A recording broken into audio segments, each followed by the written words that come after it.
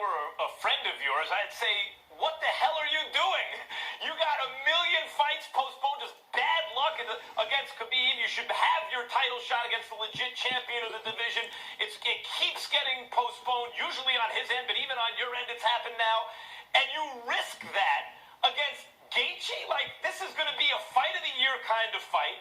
I know in the UFC, both guys have real chances both times. You have one loss in the UFC, Michael Johnson, who usually gives everyone hell. Gaethje's beaten him.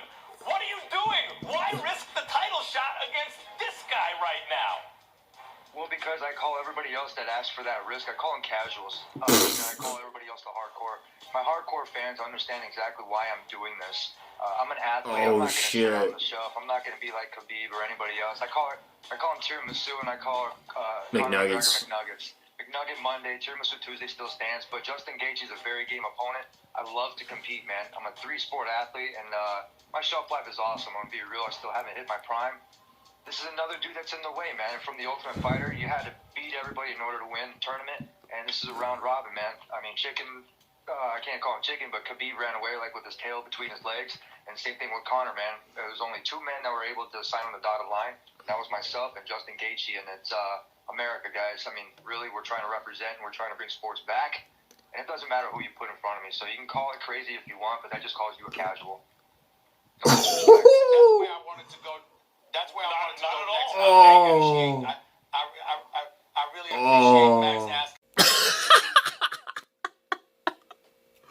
Oh my God. Oh, that would Tony Ferguson. I applaud you.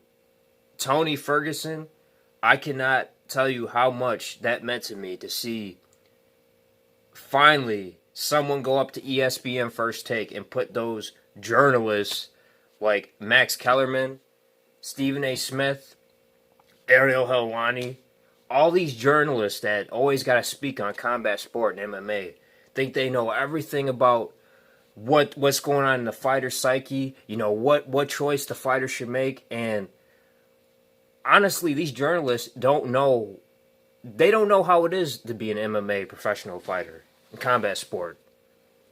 Max Kellerman, what has Max Kellerman done? He's never been in an octagon. All Max Kellerman has ever done is make shitty rap songs before he became a sports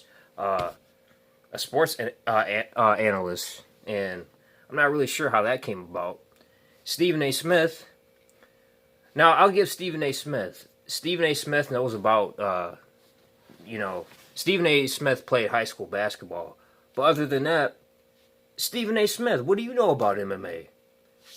What do you know to be criticizing and judging these fighters and telling them what they should and should be doing?